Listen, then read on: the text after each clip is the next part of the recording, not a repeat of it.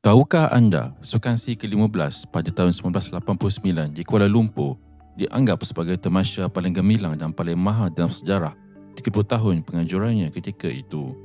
Buat pertama kali, larian obor dibuat sejauh 600 km merentasi Pulau Pinang hingga ke Kuala Lumpur dengan pelibatan lebih 2,000 pelari. Fakta paling mengejutkan, kutipan derma daripada rakyat Malaysia untuk tamasya ini mencecah 1.3 juta, melebihi sasaran asal 1 juta. Malah, Perdana Menteri ketika itu, Datuk Seri Dr. Mahathir Mohamad, turut-turut padang berlari sejauh 50 meter untuk menyalakan kawah obor di Taman Perdana.